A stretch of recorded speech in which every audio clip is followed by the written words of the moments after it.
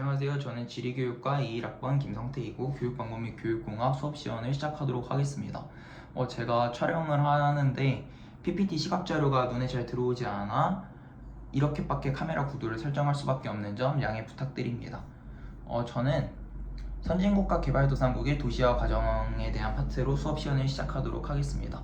추가로 제가 도입 부분과 처음 도시화에 대한 개념 부분 말고 PPT에서 지금 여러분들이 보실 수 있는 도시화 곡선에 대한 개념 부분부터 15분간 수업 시연을 시작하도록 하겠습니다.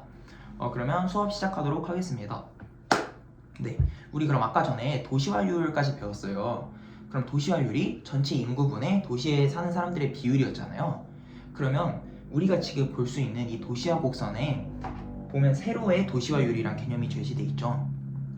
우리가 도시화율이 아까 100%면 선생님이 뭐라 그랬죠? 사람들 모두가 도시에 사는 거. 그리고 도시화율이 0%면 사람들 아무도 도시에 살진 않겠죠. 그리고 아까 우리가 그래프에서 우리나라의 도시화율이 대략 한 80% 정도다. 그런 점을 확인을 할 수 있었어요. 일단 도시화 곡선을 여러분들이 이 PPT와 여러분들께 선생님이 나눠준 유인물에서 같이 보면 될 것 같은데 우리 보면 단계가 몇 단계로 구분돼 있죠? 맞아요. 3단계로 구분돼 있어요. 먼저 첫 번째는 초기 단계, 그리고 뭔가 그래프가 되게 가속화되는 가속화 단계, 마지막 다시 그래프의 기울기가 완만해지는 종착 단계 3단계가 있습니다. 선생님과 함께 하나하나 살펴볼게요. 우리가 아까 도시의 선생님이 역사에 대해서 설명해 줬죠. 도시가 처음에는 이촌향도로 사람들이 모여들어서 생겼다 그랬죠. 그러면 옛날에는 다 똑같은 농촌이었을 거 아니에요. 그러면 어떤 지역에나 사람들이 다 균등하게 살았을 거고, 그리고 사람들이 모여드는 곳에 도시가 생기면서 발달하게 됐다고 선생님이 말을 해줬죠. 그러면 처음에는 도시에 사는 사람 비율이 높지 않았을 거예요. 어떻게 보면 0%부터 시작했다고 할 수 있는데, 도시라는 개념이 정의됨에 따라 도시에 사는 사람의 비율이 조금 늘어난 거고, 그래서 대략적으로 우리 그래프 상에서는 20과 40 사이의 선, 그 아래를 우리가 도시화율의 초기 단계라고 하는 거예요. 일단 초기 단계에서는 PPT에서 여러분 볼 수 있지만 대부분의 사람이 어디 살아요? 시골에 살아요. 그래서 도시화율이 높아요, 낮아요? 맞죠? 그리고 근데 그래프 보면 지금 올라는 가고 있어요. 그쵸?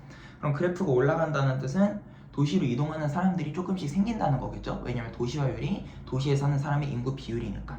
근데 여러분들 보면 그래프가 가팔라요? 아니면 완만해요? 완만하죠? 그래서 초기 단계에 도시화가 진행될 때 그 속도는 느리다고 볼 수 있어요.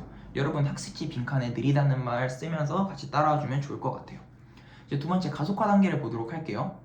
근데 초기 단계에 도시화율이 느리고 그 다음 우리 그래프의 기울기가 어떻게 됐어요? 기울기가 되게 약간 가팔라졌죠? 아까는 완만했는데 가팔라졌는데 그게 바로 가속화 단계거든요.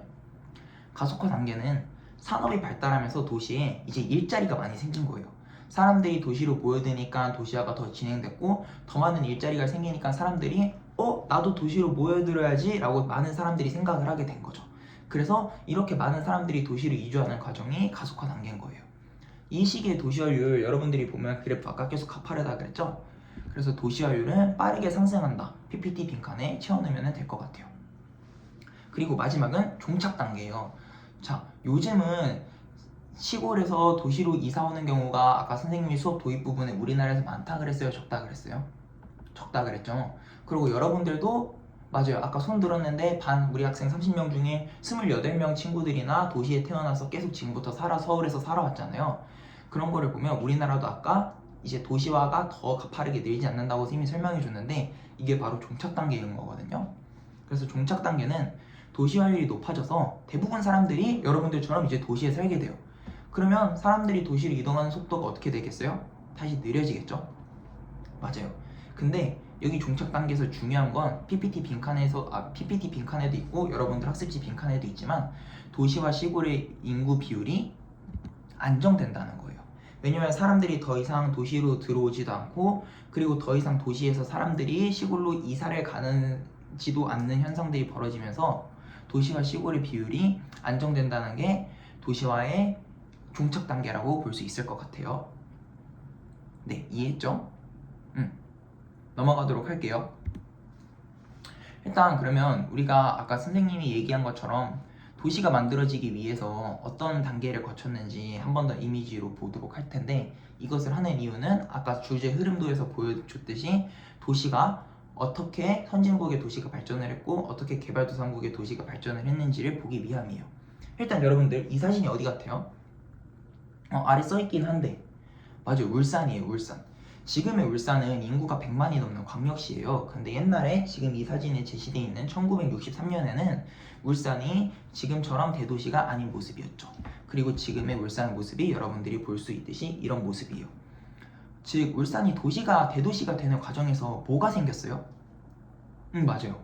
공장이 많이 생겼죠. 그리고 뭐 제조업 할 수 있는데, 맞아요, 뭐 섬유화학 공장 이런 것들이 많이 생겼어요. 아까 선생님이 처음에도 얘기했지만 사람들이 도시로 온다는 것은 뭐 때문이었죠? 일자리를 얻기 위해서였는데 그 일자리의 일환으로 이런 공장들이 생긴 거예요. 그래서 이렇게 도시가 발달하는 것은 선진국의 도시나 개발도상국의 도시나 다 이런 시설이 들어오고 제조업 건물들이 들어오면서 도시화가 되게 되는 거거든요. 그쵸? 좋은 질문이었어요. 선진국의 도시와 개발도상국의 도시가 이러한 차이가 있지만 선진국의 도시와 개발도상국의 도시 모두 사람들이 모여들면서 도시라는 게 형성이 되는 거예요. 그렇기 위해서는 일자리가 필수적이라고 볼 수 있죠. 선생님이 지금부터 조금 더 자세하게 설명해 주도록 할게요. 자, 여러분들은 학습지를 같이 참고하면 될 것 같아요. 먼저 빈칸을 채워두면서 같이 보면 될 것 같은데, 선진국 같은 경우에는 우리가 흔히 선진국 하면 떠오르는 국가가 어디 있죠?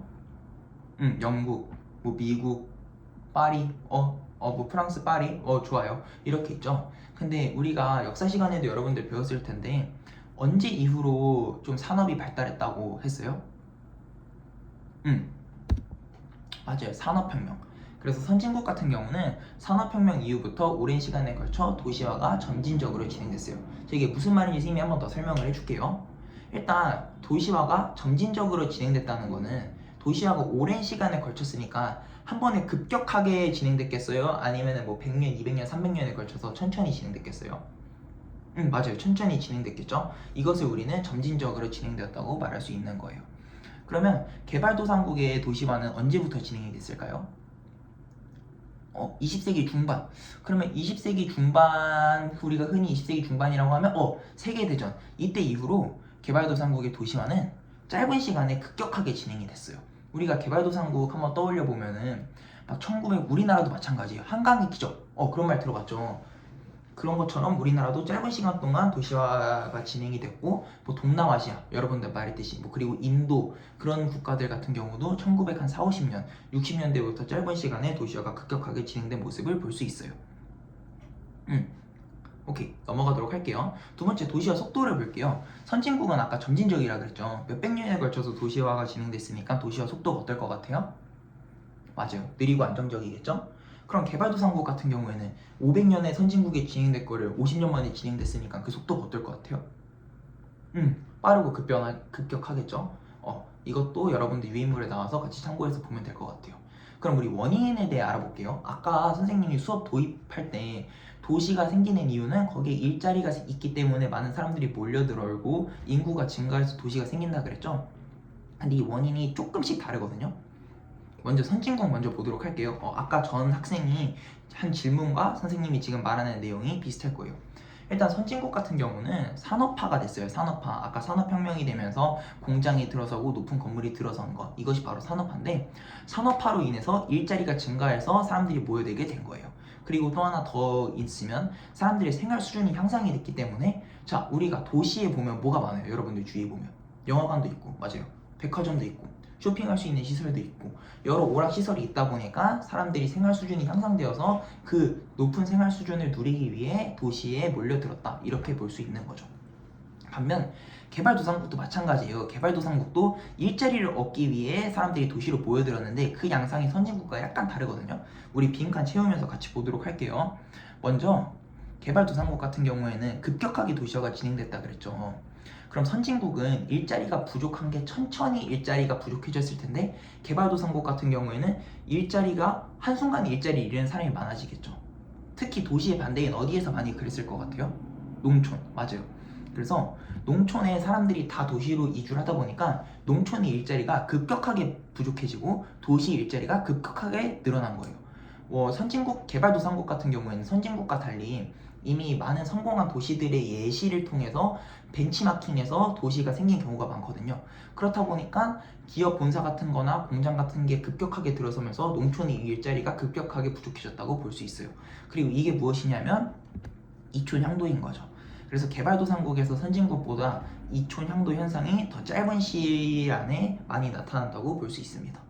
그리고 개발도상국 같은 경우에는 우리나라 인구를 한번 생각해 볼게요. 자, 여기서 손 한번 들어볼게요. 우리 엄마가 삼형제 이상이다 하는 학생들이 있어요? 꽤 많네요. 맞아요. 우리 한 30명 중에 20명 정도 되는 것 같아요. 그러면 내가 삼형제 이상이다 하는 사람이 있을까요? 한 4-5명밖에 없죠. 이처럼 우리나라가 지금보다 더 못 살았을 때 아까 우리가 앞에서 봤던 개념인 출산율이 매우 높았어요. 즉 인구의 자연 증가가 많았다는 얘기죠. 개발도상국도 마찬가지예요. 인구의 자연 증가로 인해서 도시화가 더욱 가속화되고 도시화가 더 이루어졌다고 볼 수 있어요. 자, 그럼 우리 아까 도시화 곡선을 본 것을 바탕으로 선진국과 개발도상국이 어떤 도시화 단계에 있는지를 알아볼게요. 일단 먼저 선진국 같은 경우는 맞아요. 선진국 같은 경우는 이제 종착 단계에 도달했어요. 아까 전 도시화 곡선에서도 볼 수 있겠지만 거의 도시화가 마무리되는 종착 단계에 도달했다고 볼 수 있고, 개발도상국 같은 경우에는 맞아요. 개발도상국 같은 경우는 이제 도시화가 막 진행되고 있는 가속화 단계로 볼 수 있습니다. 그래서 종착 단계와 가속화 단계로 인해서 지금 도시화 단계가 선진국과 개발도상국에 다르게 나타난다. 그림으로 보면 선진국이 종착 단계고 개발도상국이 가속화 단계인 거죠. 여러분들 빈칸 가로에다가 선진국과 개발도상국 각각 채워넣으면 될 것 같아요. 네, 넘어가도록 할게요. 그럼 교과서 160쪽과 한번 같이 볼까요? 자, 이것은 전반적인 도시화에 대한 곡선이거든요. 선진국형 도시화가 있고 개발도상국형 도시화가 있는데, 빨간색 선진국형 도시화는 한 몇 년도에서 시작을 했어요? 여기 1800년. 그리고 뭔가 그 더 이전에도 이어질 텐데 그래프 편의상 자른 거거든요. 그래서 아까 선진국형 도시화 같은 경우에는 단순히 이촌향도로만 성장했다 볼 수 있고, 개발도상국형 도시화는 제가 아까 이촌향도가 선진국보다 더 어떻게 나타난다 그랬죠? 더 급격하게 그리고 크리티컬하게 나타난다 그랬죠. 그래서 이촌향도와 또 아까 뭐가 있었죠? 개발도상국 도시의 원인에 있어서는 도시 인구가 자연 증가한다. 출산율이 높아지고 사망률이 낮아지며 도시 인구가 자연 증가한다. 맞아요. 그게 개발도상국형 도시화여서 여러분들도 보다시피 선진국보다 개발도상국의 그래프가 어때요? 맞아요. 선진국보다 개발도상국의 그래프가 더 가파른 모습을 볼 수 있죠. 이것이 아까 선생님이 말한 내용을 표로 정리해 놓은 교과서의 표라고 볼 수 있겠습니다. 네, 이해됐죠?